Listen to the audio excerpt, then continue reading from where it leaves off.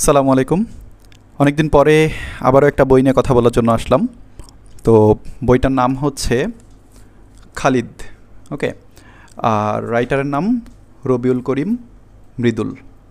আমি এই রাইটারের বেশ কিছু বই পড়ছি। পার্সোনালি আমার কাছে মনে হয় রবিউল করিম মৃদুল একটু মনে হয় আন্ডার রেটেড। তাকে আরও বেশি মানুষের চেনার কথা বা চেনা উচিত। তিনি বেশ ভালো লিখেন।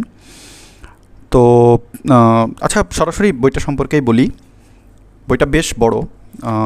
কত পেজ? Total 423 page. হ্যাঁ, তো সাধারণত বড় বই পড়তে আমারও একটু ভয় লাগে যে কতদিন সময় লাগবে, কবে শেষ হবে। But I can assure you যে এই বইটা আসলে এত বেশি এক্সাইটিং, একদম ফ্রম দ্য ভেরি বিগিনিং, একদম ফার্স্ট পেজ থেকে। তো এরকম মনে হবে না যে হচ্ছে আমার বোরিং লাগতেছে, বরং মনে হবে যে শেষ হয়ে যাচ্ছে কেন বা হোয়াটস নেক্সট। ওকে। তো এটা হচ্ছে খালিদ, তো ক্যারেক্টারের নাম আমরা জানি। খালিদ ইসলামে একটা খুবই prominent character, Khalid bin Walid. Okay. Before reading this book actually Khalid bin Walid সম্পর্কে আমার তেমন কোনো ধারণা ছিল না। মানে আমি সর্বোচ্চ জানতাম উনি অনেক বড় একজন যোদ্ধা, এবং আর এই ইনফরমেশনটা জানতাম যে তিনি কোনো যুদ্ধে কখনো পরাজিত হন নাই। এরকম একজন যোদ্ধা ছিলেন, একজন সেনাপতি ছিলেন। ওকে, বাট এই বইটা পড়লে হচ্ছে আরও অনেক বেশি ডিটেলস জানা যাবে। তো আমি খুব সংক্ষেপে একটু বলি বইটা সম্পর্কে। মানে বইটা শুরু হয়েছে হচ্ছে একটা যুদ্ধ দিয়ে, সেটা হচ্ছে মৌতার যুদ্ধ। বইটার নাম, যুদ্ধটার নাম হচ্ছে মৌতার যুদ্ধ। হ্যাঁ, এবং মানে খুবই বাজে অবস্থা ওই যুদ্ধে মুসলিমদের। দেখা যায় যে হযরত মুহাম্মদ সাল্লাল্লাহু আলাইহি ওয়াসাল্লাম সেখানে উপস্থিত ছিলেন না ওই যুদ্ধে, কিন্তু উনি তিনজন সেনাপতি নিযুক্ত করে দিচ্ছেন, যে প্রথম সেনাপতি, সেকেন্ড সেনাপতি, থার্ড সেনাপতি। অর্থাৎ প্রথমজন যদি মারা যান, তারপরে দায়িত্ব নেবে সেকেন্ডজন, তারপরে তৃতীয়জন। ওকে। তো দেখা যায় কি যে ওই যুদ্ধে মানে বিরোধী পক্ষে যারা ছিল, কাফির যারা ছিল আর কি, তাদের সৈন্য সংখ্যা ছিল প্রায় 20,000-এর উপরে। আর মুসলিমদের সৈন্য সংখ্যা ছিল only 3,000 plus or something like that. Okay. তো দেখা যায় যে যুদ্ধের একটা পর্যায়ে যে তিনজন সেনাপতিই মারা গেছে। হ্যাঁ, তিনজন সেনাপতি যুদ্ধের ময়দানেই মারা গেছে। So who will be the next? হ্যাঁ, তখন একটা পর্যায়ে খালিদ বিন ওয়ালিদ ওই যুদ্ধের সেনাপতি হিসেবে সিলেক্টেড হন, এবং ওখানে উনি আসলে খুবই চমৎকার একটা কৌশল অবলম্বন করেন ওই যুদ্ধটা থেকে। মানে এমন একটা অবস্থা যে ওইখান থেকে আসলে এখন একটা কৌশল অবলম্বন করে পিছু হটতে হবে। সো এনিওয়ে, মানে এটা তো আর এখানে ডিসকাস করা আছে। আর এই বইয়ের হচ্ছে সবচেয়ে বেশি যে জিনিসটা আমার ভালো লাগছে সেটা হচ্ছে বর্ণনাগুলো খুবই ডিটেইলড। ওকে। মানে দেখা যাচ্ছে একটা যুদ্ধ, কিন্তু বা একটা মাত্র দ্বন্দ্বযুদ্ধ হচ্ছে, দুইজনের ভেতরে একটা যুদ্ধ হচ্ছে, কিন্তু সেটাকেই এত সুন্দরভাবে, এত পুঙ্খানুপুঙ্খভাবে উনি আসলে তুলে ধরছেন। মানে মনে হচ্ছে যে আমি দেখতেছি যে দুইজনের ভেতরে তলোয়ার নিয়ে যুদ্ধ হচ্ছে। ওকে। তো এটা মনে হয় রাইটারের একটা এক্সিলেন্সি যে উনি এইভাবে জিনিসটা মানে তুলে ধরতে পারছেন। আর এই মুতার যুদ্ধটা কেন সংঘটিত হয়েছিল সেটাও একটু বলি। এটা হয়েছিল হচ্ছে একটা দূত মিন্স হচ্ছে যে এক রাজ্য থেকে আর এক রাজ্যে হচ্ছে সংবাদ যারা নিয়ে যায়, দূতকে খুন করে ফেলছিল আর কি কাফেররা। তো এটা ওই সময়ে হচ্ছে একটা অনেক বড় ধরনের একটা অপরাধ। মানে যুদ্ধ হইলেও বর্তমান সময়ে আমরা দেখি যুদ্ধের কোনো রুলস রেগুলেশনস নাই, যেখানে সেখানে বোম্বিং হচ্ছে, এটা সেটা হচ্ছে, সাধারণ মানুষ মারা যাচ্ছে। ব্যাপারটা কিন্তু ওই সময় সেরকম ছিল না। হ্যাঁ, তারা একটা নিয়ম মেনেই যুদ্ধ করতো। তো এটা কোনোভাবেই অ্যাকসেপ্টেবল না যে একটা দূতকে কেউ এভাবে অ্যাটাক করে বা মেরে ফেলে। তো এটাকে কেন্দ্র করেই হচ্ছে যুদ্ধটা হয়। এটা হচ্ছে মুতার যুদ্ধ। ওকে। সো এটা দিয়ে হচ্ছে বইটা শুরু হয়। এরপরে আরও বেশ কিছু যুদ্ধের বর্ণনা আমরা দেখব। যেহেতু খালিদ বিন ওয়ালিদকে নিয়ে লেখা, সো অনেক যুদ্ধ তো থাকবেই, উনি একজন যোদ্ধা মানুষ ছিলেন। নেক্সট আমরা যেটা মানে এই বইয়ে পাবো সেটা হচ্ছে বদরের যুদ্ধ, যেটা কিনা ইসলামের একদম প্রথম যুদ্ধ।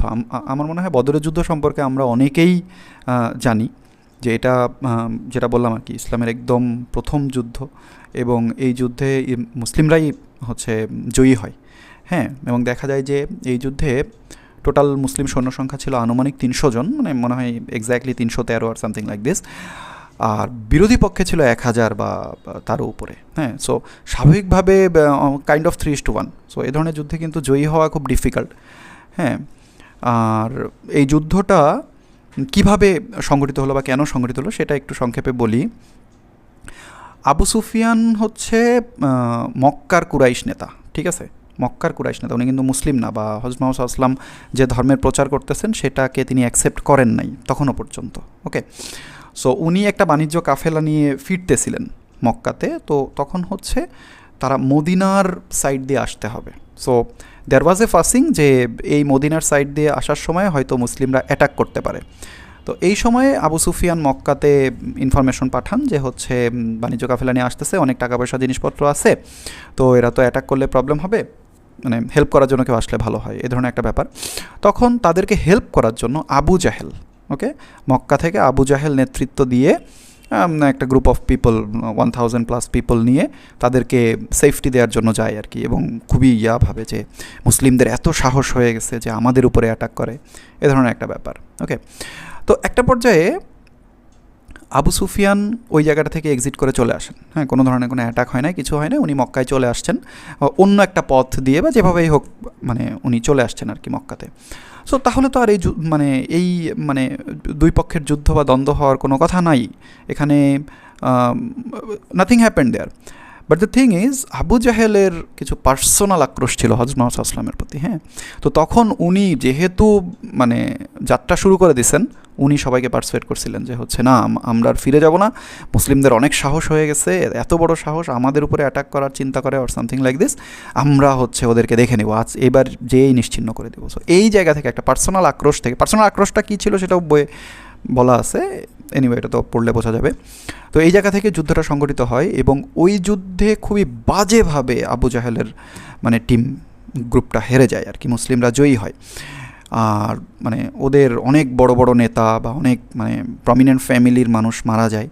দেখা যায় যে হচ্ছে আবু সুফিয়ান কিন্তু কুরাইশের নেতা ওই সময়, he was the leader that time. Okay, তার ছেলে মারা যায় ওই যুদ্ধে, তার শ্বশুর মারা যায়। শ্বশুর মিন্স তো আর মানে তার ওয়াইফ হচ্ছে হিন্দা একটা বেশ বড় ক্যারেক্টার না, বাট আলোচিত ক্যারেক্টার আর কি। তো হিন্দার বাবা মারা যায় আর কি, হিন্দার চাচা মারা যায়, এরকম মানে অনেক প্রমিনেন্ট কিছু মানুষ ওই বদরের যুদ্ধে মারা যায়। এবং পরে যখন হচ্ছে তারা ফিরে আসে মক্কাতে, তখন তো এমন একটা অবস্থা, তাদের আর মুখ দেখানোর কোনো উপায় নাই, তাদের মানে কুরাইশ বংশের মানিজ্যত সব শেষ, ওইদিকে মুসলিমরা ডমিনেন্ট মানে শুরু করে দিছে, ওরা এটা মেনে নিতে পারতেছে না, প্রতিশোধ নিতে হবে। হিন্দা তো পুরা ক্রেজি হয়ে যায় যে হচ্ছে তার বাবার মৃত্যুর প্রতিশোধ সে নিবে। তো তার বাবাকে মারে হচ্ছে হামজা রাদিয়াল্লাহু তাআলা আনহু হচ্ছে হযরত মুহাম্মদ সাল্লাল্লাহু আলাইহি ওয়াসাল্লামের চাচা। ওকে, সো তার একটা থাকে যে হামজা রাদিয়াল্লাহু তাআলা আনহুকে আমি মানে মেরে ফেলতে চাই, মারতে হবে যেভাবেই হোক। তো এরই রেশ ধরে পরে আবার যুদ্ধ হয়, এইটার মানে কি বলে প্রতিশোধ। সেই যুদ্ধটা হয় হচ্ছে উহুদের যুদ্ধ। হ্যাঁ, সো সেই উহুদের যুদ্ধতে হচ্ছে মুসলিমরা শুরুর দিকে খুব ভালো পজিশনে থাকে, বাট দেয়ার ওয়াজ একটা মিস্টেকের কারণে পরবর্তীতে তাদের সিচুয়েশনটা অনেক খারাপ হয়। এমনকি হযরত মুহাম্মদ সাল্লাল্লাহু আলাইহি ওয়াসাল্লামের উপরেও মানে অ্যাটাক, একদম ডিরেক্ট অ্যাটাক হয়, উনি খুব বাজেভাবে আহত হন ওই যুদ্ধে। এবং আনফর্চুনেটলি হামজা রাদিয়াল্লাহু তাআলা আনহু ওই যুদ্ধে মারা যান। মুসলিমদের অনেকেই শহীদ হন ওইখানে, হামজা রাদিয়াল্লাহু তাআলা আনহু সেখানে শহীদ হন। এবং হামজা রাদিয়াল্লাহু তাআলা আনহুকে মেরে ফেলে হচ্ছে হিন্দার নিযুক্ত একটা কি বলে কৃতদাস, মানে ওকে ওইভাবেই নিযুক্ত করা যে তোমার অন্যদিকে কোনো কিছু কেয়ার করার দরকার নাই, হামজা রাদিয়াল্লাহু তাআলা আনহুকে মারতে হবে, এরকম একটা ব্যাপার। ওকে, তো এরকম বিভিন্ন এই তিনটা যুদ্ধেরই মানে অনেক ডিটেইলড বর্ণনা আছে। এরপরে খন্দকের যুদ্ধের বর্ণনা আছে, দেন হজ নিয়ে আলোচনা আছে, যে আমরা তো এখন যে হজ করি ওরাও কিন্তু ওই সময় হজ করতো, but in a different way. মূর্তি ছিল, সেগুলোর পূজা করা বা মূর্তিগুলোর মাধ্যমে হচ্ছে আল্লাহর কাছে তারা প্রার্থনা করতো, এরকম একটা ব্যাপার, ওদের কালচারটাই ছিল এরকম। সো এই বর্ণনাগুলো খুবই ডিটেইলড আছে আর কি। আমার মনে হয় বইটা পড়লে সবার খুবই ভালো লাগবে, আমার কাছে পার্সোনালি অনেক ভালো লাগছে।